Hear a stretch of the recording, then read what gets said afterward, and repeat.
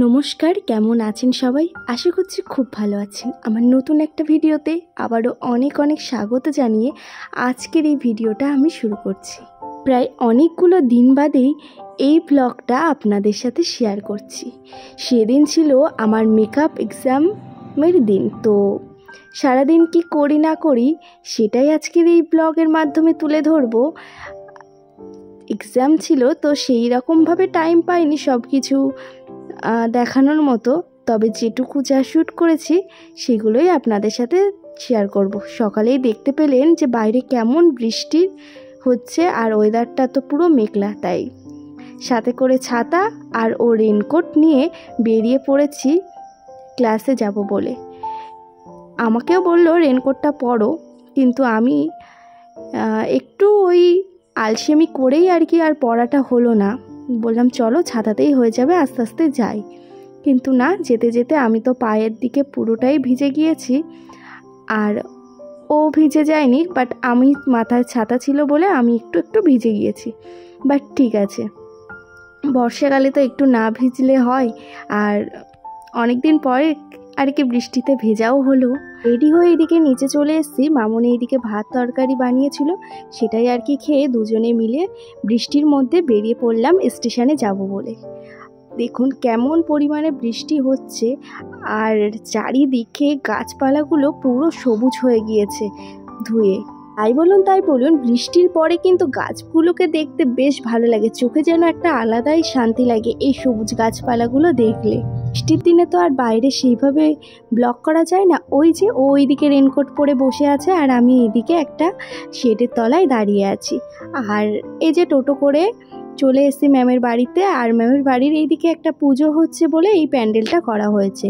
এই যে চলে এসেছি সবাই মিলে একটু টেনশানে, সাথে কিন্তু আড্ডা ইয়ার্কিও চলছে। আর আমরা এইদিকে ওয়েট করছি মডেলের জন্য। আর মডেলের এইদিকে খুবই শরীর খারাপ ছিল, তার সত্ত্বেও আমার দিনটা যাতে নষ্ট না হয় তো ও এসেছে। তো ওকে আমি এই সাজানো স্টার্ট করলাম।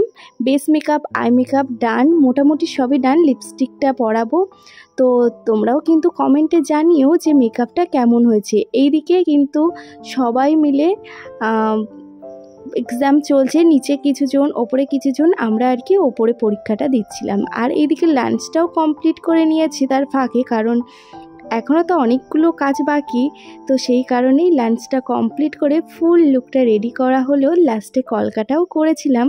চারিদিকে এত বিষাক্ত মানুষের ছড়াছড়ি হয়ে গিয়েছে যে মানুষকে বিশ্বাস করতে আজকাল ভয় লাগে।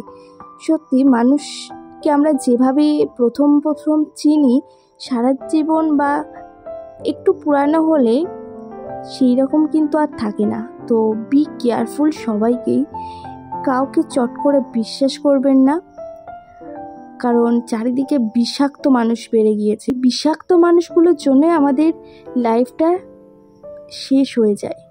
তো কাউকে বিশ্বাস করার আগে 100 বার ভেবে বিশ্বাস করবেন। এইদিকে আমার মডেলের শ্যুট কমপ্লিট, অন্যান্য মডেলের শ্যুট কমপ্লিট হচ্ছে।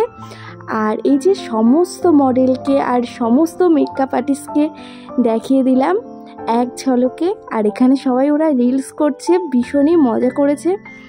আর সত্যি কথা বলতে শরীরটা খুবই খারাপ যায়নি, খুবই ভালো গিয়েছে ওই দিন এত কষ্টর পরে। হ্যাঁ, একটু পাটা ব্যথা করছিল, কারণ সারাদিন তো দাঁড়িয়েছিলাম, সেই কারণেই দাঁড়িয়ে দাঁড়িয়ে কাজ করতে হয়েছিল। আর দেখেছেন কেমন অন্ধকার হয়ে গিয়েছে, বেরোতে প্রায় 7টা। আমি তো ওই 7টা প্রায় 8টার দিকে একটা ট্রেন ধরে তাই গিয়েছি বাড়িতে।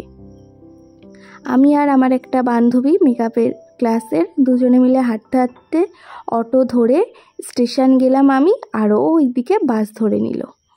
আমি একটা জিনিস খুব ভালোভাবে মানি যে তুমি যদি কারোর সাথে খারাপ করো তো তোমার সাথেও কিন্তু এই জিনিসটাই হবে, আজ নয়তো কাল। সারাদিন তো ব্যস্ততার মধ্য দিয়ে কাটলো, তাই কথা বলার কোনো রকম সুযোগ পাইনি আপনাদের সাথে।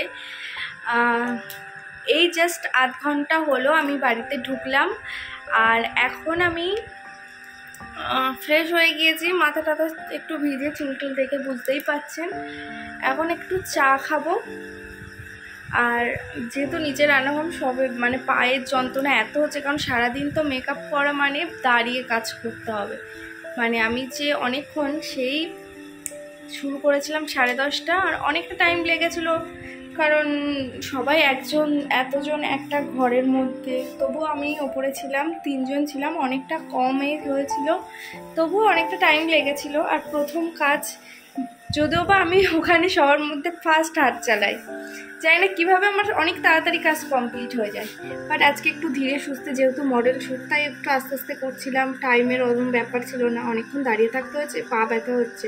তো আমার ওপরে শীতকালে জন্য ওপরে একটা ইন্ডাকশান রাখা আছে, শীতকালে একটু জল গরম খেতাম বা একটু আধটু লাগতো, সবসময় শীতে নিচে নেওয়া চাওয়া যেত না, ওপর নিচ সেপারেট, ওই জন্য। তো সেপারেট মানে আমরা সবাই একসাথেই খাই, নিচে রান্না করি। এখন এখানে আমি চা করছি, যেটা ইন্ডাকশানটা ওপরেই আছে আর চায়ের ব্যবস্থাটা ওপরে আছে। এই যে আমি চা করছি, কারোর জন্যই নয়, শুধু নিজের জন্য করছি, কেউ নেই, একা একাই আছি ওপরে, সেই জন্য চাটা খাবো। অনেক দিন পর ওপরে চা করছি, প্রায় 1-2 মাস পর, কারণ লাস্ট কবে করেছি মনে নেই, কারণ নিচেই চা খাই আমরা। বাট এখন 9টা বাজে, এখন রান্না টান্না হচ্ছে, এখন যদি চা খাই তো রাতে আর ঘুম আসবে না। তো উপরে একা একা খাচ্ছি, কারণ প্রচণ্ড টায়ার্ড লাগছে ওই কারণে। আর ক্যামেরা অন করলে অনেক বক বক করে ফেলি। আর ভিডিওটা আজকে এখানেই শেষ করছি, আশা করছি ভিডিওটা ভালো লাগবে। আর আমার কাজটা কেমন হয়েছে অবশ্যই জানাবেন। আর আমার কাজ যদি ভালো লাগে তো আমার সাথে কন্ট্যাক্ট করতে পারেন, কমেন্টের মাধ্যমে জানতে পারবো। আর ঠিক আছে, এখানেই ভিডিওটাকে এন্ড করলাম। আর আমি এখন চাটা ঢেলে নিই। আর এখানে বিস্কিটও আছে, এর ব্যবস্থাও এখানে আছে, কারণ ওপরে খিদে লাগলে বারবার নিচে নেওয়া যাতায়াত করাটা একটু প্রবলেম হয়ে যায়। আর আমার এখন ভীষণ ভীষণ পা ব্যথা হচ্ছে, ভীষণ মানে ভীষণ। ঠিক আছে, বাই।